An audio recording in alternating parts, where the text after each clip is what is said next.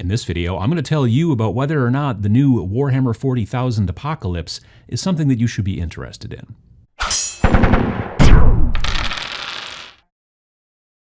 So this new version of Apocalypse is coming out, I think, technically tomorrow, based off of when this video drops, and it is a $100 box.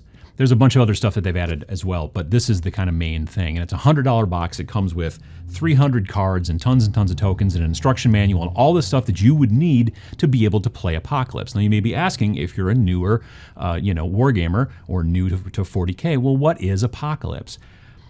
The idea behind 40K back in the day was that you built up till eventually you got like a playable army right around 1,500 points. There were some people who would play at 1,000, obviously, but 1,500 points would be good, and then you'd move into 1,750, and you'd keep adding models. You get to 1,850, 2,000. Nowadays in 8th edition, most of the people that I see playing at the local shop and stuff like that are generally playing 2,000-point games. But every once in a while, you might even come across somebody who's playing a 2,500-point game.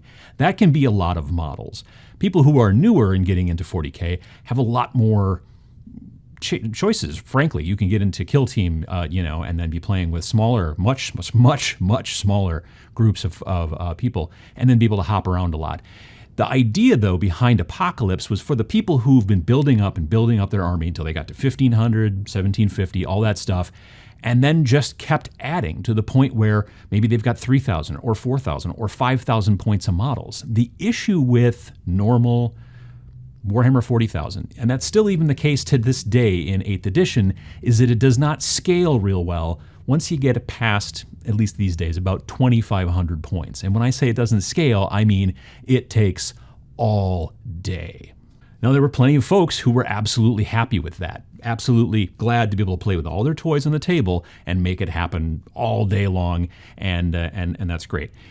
As we've seen over the past 5-10 years, people are interested more and more in streamlined rules. And Apocalypse was the answer back in the day to try to take it so that you could take these huge armies and make it so that it wasn't necessarily an all-day affair. And when I say all day, I mean like 24 hours. I played in one Apocalypse game once. It was when a new shop opened here in town, and I went. I was one of 16 players. We had 8 per side. It was humongous. We had something near 100,000 points of models on the table. I think we got to the end of turn 2 by the end of 12 hours. And that's kind of what can happen with Apocalypse, especially when you keep, accelerating it and adding more folks like that to the point where you get that many models on that many tables. A normal Apocalypse game is either played between 2 people or maybe a couple of teams of maybe 2 or 3 or something like that. But still, it was an all-day affair. Still technically shorter than if you played it by the normal actual 40K rules, but still a really long time. But the New Games Workshop is all about streamlining and getting things done quicker, which I, for one, personally enjoy. I like being able to play a game or maybe a couple of games in a day easily or quickly, and that's not been easy to do with some of the earlier editions of 40K, and same with Apocalypse. This new version of Apocalypse is very interesting to me because it's a good deal different than previous versions of Apocalypse. For one thing, previous versions of Apocalypse kind of required that you still kind of had the 40K book and at least the codexes, because you need to be able to go through and look at stats and information and all that kind of stuff. This new version, just step 1, as far as changes are concerned, they have their own data sheets, and you just go to the website and download them for free. So if you go out and you buy this, and you have now the rules booklet, which looks like that, you can then go and get the PDFs of the data sheets for your particular army and put them all together, and they're very, very pared down stats in comparison to normal 40K. That's the trick, is that instead of showing you all the stuff, they'll still show you the weapon skill and the ballistic skill, but there's no strength and toughness. There's attacks, there's wounds, and there's leadership, and that's, movement, stuff like that. But it kind of pulls out that whole strength and toughness thing, and does a bunch of other things in the book to really help you play the game quicker and speed things up. One of the things that really does speed the game up quite a bit is tokens, and there are a lot of tokens in this box. The thing that's cool about tokens, in my opinion, is they help not only speed the game up, but if you are old like me and your memory is going to crap, they're incredibly helpful for realizing, especially when you get that many models on the table, did I move those guys yet? Did they do the thing? Did they fire? All these different things can help. Even in small games like Kill Team, I'm a big fan of tokens because I might have only 6 guys in the field, but you get to talking and things like that, and then you can't remember, did I already do something with that guy? Did he fire? And then both of you can't remember, and it's a thing. So keeping the tokens, updated as you use them on the table is important, and you have tons and tons in this thing to keep track of. And you're going to need them because you're going to have that many units on the table. This box also comes with cards. This is a quarter of the amount of cards. I think it said in the box 300-ish cards. You've got cards for just about every army, Necrons, Eldar, let's see here, Legions Demonica, which is demons, Drakari, which is Dark Eldar. Like, everything is in there. Plus, there's also specific psychic powers to just Apocalypse, so that you can play with those. And also, you get dice too. You get 6-siders and also 12-siders, which is relatively new to Games Workshop. They don't a lot of times play with weird dice. They like to stick with their 6-siders, which is great, and they make 6-siders and sell them, and it's awesome. But adding in 12-siders, there's rules in here about why you use them and what they're for, and I think it's interesting to kind of see them stepping away from just the simple cubes and moving into some of the other polyhedrons. The book has all the rules that you need in there. It obviously has tons and tons of pictures of lots and lots and lots of models. Very few pictures of only 3 models, unless they're all, Imperial Knights or something like that. There's a lot of cool pictures in here, but there's also all the rules you need to play. It's not a particularly thick book, frankly, which is also sort of nice and helps kind of speed things along, streamline things. You have a campaign system in here, which is also really great. This game is not particularly designed to be played at a tournament. This game is designed to tell stories. That's the thing that's really interesting with playing with all of your toys at once, is you get in there, especially when you're speeding everything up by streamlining everything, you're able to tell big stories quickly, and that's very cool. The campaign system in here can be set up so that it can be designed in many different ways. It's not just like, well, I've got to use this particular mission, and we've only got 5 missions in the book. The missions can be very variable, and you can build things out.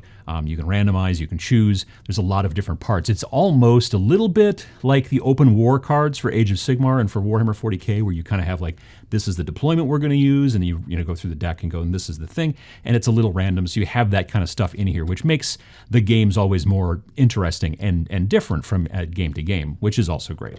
You have stripped down information about your terrain features, so it's not, the same kind of thing, which can bog things down in the normal game. In this game, it's designed to make it so that you can really kind of speed everything along. They've gone through and looked at everything from the shooting phase to the fight phase to everything and made it work out really nicely so that it allows you to play with so many more models but do it so much more quickly. So the main question here is, for you as the viewer, is Apocalypse for me? If you've just gotten into wargaming, and by wargaming in this situation I generally mean 40K, if you've not played any 40K at all, then going out and buying this box doesn't make a ton of sense, because the requirement that you have to play this game is at least a good deal of Warhammer 40,000 models, okay? So if this is not an intro particularly into 40K, if you've been playing 40K for a while, and by 40K I mean normal 40K, not Kill Team. Again, if you've just got maybe a couple of Kill Teams, this isn't going to work out for you. You need a lot of models to be properly playing Apocalypse. If you've been building your army and you're up over 2,000 points, because you like to have choices. If you only have a 2,000 point army and that's the only thing you can do with it, because that's the models that you have, then you've always just got the one list that you can play when you go to play your opponents at your local shop or in the basement or wherever you play. But if you buy more models, obviously then you can swap this out and put this in, or then that kind of stuff. And it gives you the ability to kind of tweak and modify. Pretty much all of us who've been playing for a while end up having more than just, say, 2,000 points of models if you're playing 40K, because you want, A, new stuff comes out and, shiny, but B, you're constantly like, well, what if I add these guys and take these guys out? They're underperforming. If I add these guys in, that'll really help, or whatever. And as you do that, you accrue a collection. That's what Apocalypse is for. When you have a lot of models and you want to play against a friend and you want to bring all your toys to the table, or you and a friend want to play against another couple of friends, and both of you want to come together and put all of your, toys right there on the table. That's what Apocalypse is for. It is kind of its own game system in that it doesn't require that you have the 40K booklet, and it doesn't really require that you have the The codex is because you have the data sheets you can download, and pretty much everything you need to play the standard game is in here. But you do need a lot of models. They're basically saying in the book that if you are under 300 power level, okay, and then that's different from points, you'd have to look it up. But if you have 300 power level or less, then you should probably just be playing regular 40K. If your collection is over 300, then you can go and start having some fun with Apocalypse. So if you're interested in looking into Apocalypse, number one, make sure you already have a big collection. And you probably know this. If you're new to 40K and Games Workshop and stuff like that, this is something that maybe if you've got a friend who's got a big collection and you want to play along with them, that's maybe a good way to get introed into Apocalypse. Or if you really love the idea of pushing around a lot of models, then you're going to want to start buying more models and you're going to want to start painting them up so that you've got a big collection that you can then push around with Apocalypse.